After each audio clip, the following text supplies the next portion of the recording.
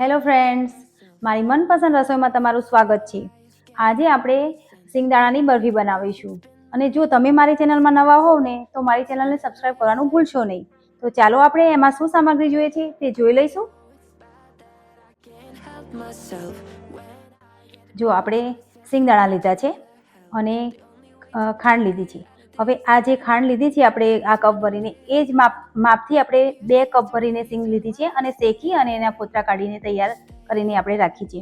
અને 1 કપ ખાંડ લઈશું, 1.5 ચમચી જેટલું આપણે ઘી લઈશું અને મિલ્ક પાવડર લઈશું, ઇલાયચી પાવડર લઈશું અને એને 2 કલર આપવા માટે બરફીને એના માટે આપણે ગ્રીન કલર લીધો છે. તો ચાલો આપણે બનાવવાનું શરૂ કરીએ. આપણે મિક્સરનો નાનો જગ લઈ લઈશું અને આપણે સિંગદાણા અંદર નાખી અને એને વાટી લઈશું. આપણે એને પલ્સ મોડ ઉપર રાખીને વાટીશું. જો આપણે વાટી લીધું છે અને હવે આપણે એક વાસણમાં એને ચાળી લઈશું. બરફીને સરસ આપણે સ્ટ્રક્ચર આપવા માટે, સારું સ્ટ્રક્ચર આપવા માટે એને ચાળી લઈશું.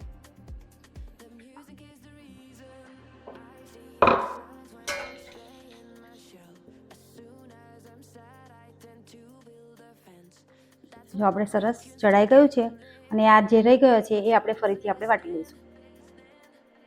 જો આપણે સિંગદાણા વટાણી અને ચાળીને તૈયાર કરી લીધા છે. હવે એને આપણે સારો ટેસ્ટ આપવા માટે આપણે એમાં 3-4 ચમચી જેટલું આપણે મિલ્ક પાવડર નાખી દઈશું અને એને બરાબર મિક્સ કરી લઈશું. જો આ સરસ મજાનું આપણું મિક્સ થઈ ગયું છે. હવે આપણે એક કડાઈ પેન લઈને એને બનાવી લઈશું.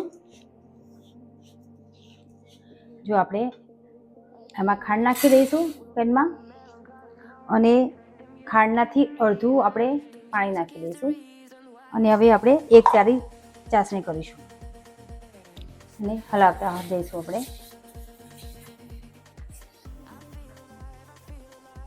જો આપણી ચાસણી તૈયાર થઈ ગઈ છે. એક તારી ચાસણી બનાવવાની છે તો તમે જો આમ કરીએ તો આપણો એક તાર બની જાય છે. હવે આ સ્ટેજમાં આપણે સિંગદાણાનો ભૂકો અંદર નાખી દઈશું.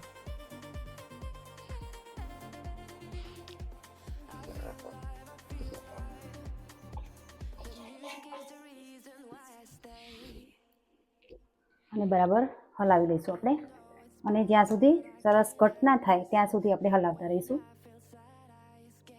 જો થોડું કટ થઈ ગયું છે હવે એમાં આપણે ઇલાયચી પાવડર નાખી દઈશું ફ્લેવર માટે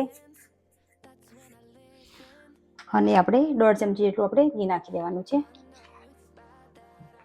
અને હલાવતા રહીશું. જો આપણી બરફી સરસ થઈ ગઈ છે સેટ. હવે આને આપણે ઠારી લઈશું. હવે ગેસ બંધ કરીને ઉતારી લઈશું અને જો વધારે ચાલુ રાખીશું આપણે ગેસ તો હાર્ડ થઈ જશે આપણી બરફી. જો આપણે આવો ડબ્બો લઈ લીધો છે ને એમાં બટર પેપર મૂકી દીધું છે. હવે એમાં બરફી આપણે થોડું મિશ્રણ એમાં ઠાળી લઈશું અને થોડું રહેવા દઈશું. એમાં આપણે થોડો કલર નાખીશું.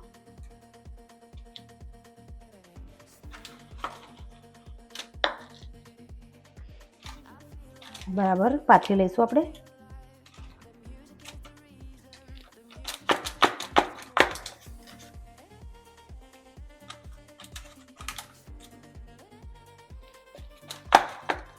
હવે આપણે જે ગ્રીન કલર લીધો હતો એ આમાં નાખી દઈશું અને બરાબર મિક્સ કરી લઈશું.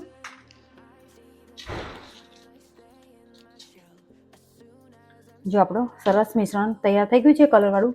હવે આપણે આમાં ફરીથી ઠાળી દઈશું એના ઉપર જ. જો આપણી બરફી સરસ આપણે અહીંયા સેટ કરી લીધી છે અને એને ઠરવા માટે મૂકી દીધી છે. હવે ઠરે એટલે આપણે 1 કલાકમાં તમને પીસ કરીને બતાવું. જો ફ્રેન્ડ્સ આપણી બરફી સેટ થઈ ગઈ છે. હવે આપણે એને કાઢી લઈશું અને પછી આપણે એને કટ કરી લઈશું. અને આ 1 કલાક થઈ ગયો છે અને સરસ જામી ગઈ છે. અને જો તમારે ના જામે તો એને થોડો વધારે ટાઈમ તમે રાખી શકો છો, રાખવાની છે. હવે સરસ મજાના આપણે પીસ કરી લઈશું. તમે જુઓ કેવો સરસ દેખાય છે, કલર પણ સરસ લાગે છે. 2 કલરમાં બનાવીએ એટલે આપણી બરફી ખૂબ સરસ લાગે છે દેખાવમાં.